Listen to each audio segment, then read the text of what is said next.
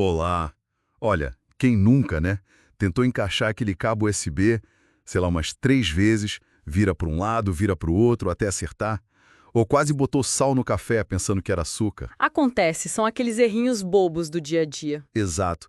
Mas e se o próprio designer das coisas pudesse, tipo, impedir a gente de errar? Hoje, a gente vai mergulhar num conceito japonês super interessante chamado Poka-yoke. Isso mesmo. A ideia parece simples, mas é poderosa. Prevenir o erro lá na origem. A gente tem bastante material aqui para destrinchar essa técnica. Vamos sim. A gente quer entender como essa filosofia que começou lá na indústria, sabe, na linha de montagem, Sim, na manufatura.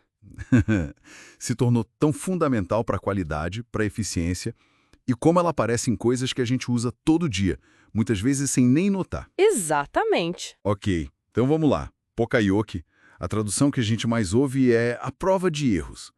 Mas assim, me parece que tem mais coisa aí, né? Não é só isso. É, tem sim. Vai bem além dessa tradução literal. Poka-yoke, na prática, significa você projetar um processo, um equipamento ou até um objeto mesmo, de um jeito que certos erros específicos simplesmente não possam acontecer.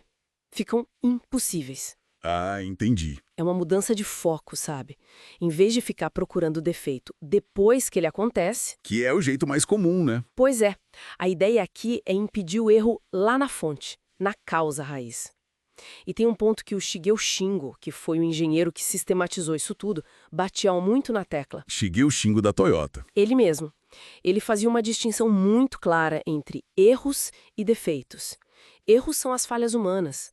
A gente esquece, a gente se distrai. Isso é inevitável, faz parte. Normal, acontece com todo mundo. Exato. Agora, defeitos são esses erros que chegam lá no final, no produto, no cliente. E esses, sim, segundo eles, são totalmente preveníveis. Faz sentido. Pensa assim: esquecer de colocar uma peça num aparelho é o erro humano. O aparelho não funcionar por causa disso, isso é o defeito. O Poka-yoke ataca justamente aí, para que o erro não vire defeito. Nossa, que distinção importante.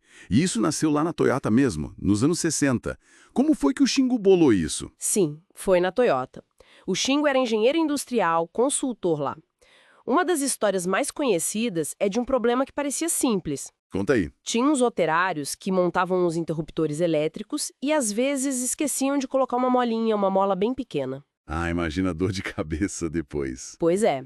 A solução dele não foi tipo pedir mais atenção, dar bronca, nada disso. Ele redesenhou o processo. Como? Ele criou um sistema de 2 etapas. Primeiro, o operário pegava as 2 molas necessárias e colocava num suportezinho, um gabarito. Depois, ele montava o interruptor. Se no final sobrasse alguma mola lá no suporte, Opa, sinal de erro. exatamente. O erro ficava óbvio na hora, antes da peça ir para frente. Simples, visual e muito eficaz. Que sacada! E tem uma coisa bem legal sobre o nome, que mostra a filosofia por trás.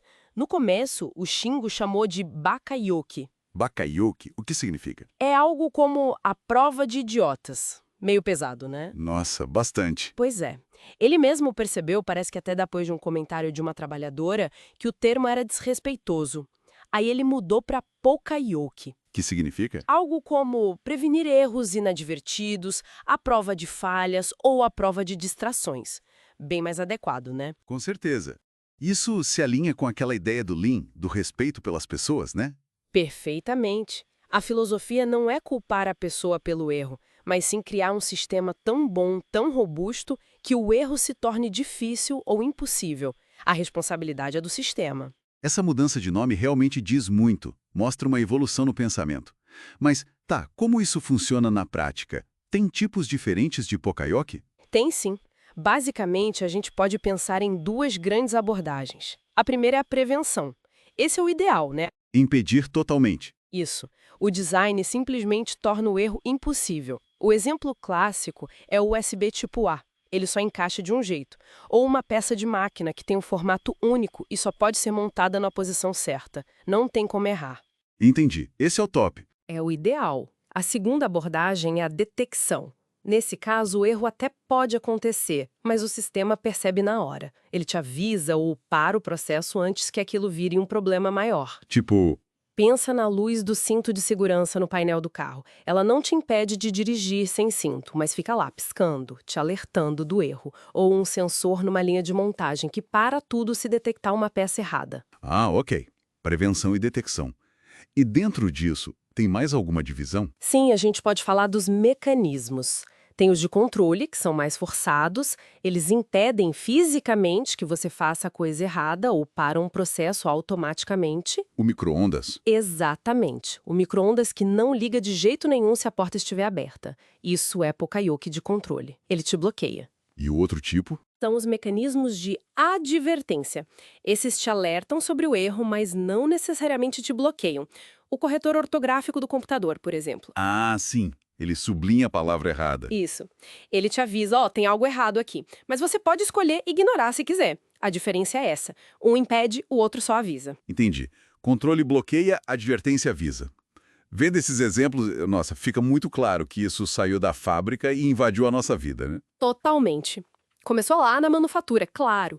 Sensores, gabaritos, conectores únicos. Mas hoje, Tem em todo lugar. onde mais? Olha, na área da saúde é fundamental. Pulseiras de identificação para não trocar paciente, rótulos de remédio com cores diferentes, formatos específicos, tudo para evitar trocas perigosas. Nossa, super importante. Aviação. Nem se fala. Checklists super rigorosos, o design dos controles na cabine para evitar acionamentos errados, puro Poka-yoke. Software também. Sabe quando você preenche um formulário online e ele não deixa seguir se o formato do e-mail tá errado? Ah, clássico. Aquela mensagem vermelha. Isso, é um Poka-yoke de software. E no dia a dia, os exemplos são, assim, infinitos. A tampa da gasolina que fica presa no carro para a gente não esquecer no posto. Verdade. Tampas de segurança em remédio que criança não consegue abrir fácil. O micro-ondas que já falamos. Conectores HDMI, USB. Até aquelas faixas rugosas na beira da estrada. Aquelas que fazem barulho? Sim, para acordar um motorista distraído ou com sono.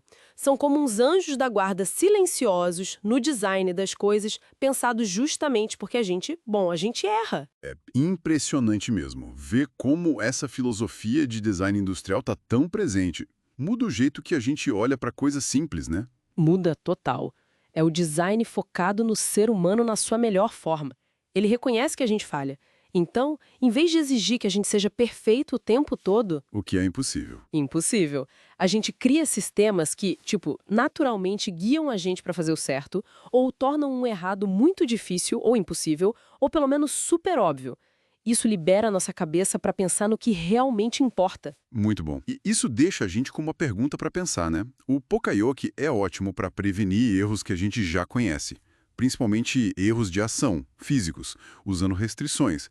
Mas, assim, como a gente poderia usar um raciocínio parecido focado no sistema, na prevenção, para lidar com erros mais cognitivos, mais sutis? Tipo, vieses de decisão, falhas de julgamento. Exato. Coisas onde uma barreira física não se aplica tão bem.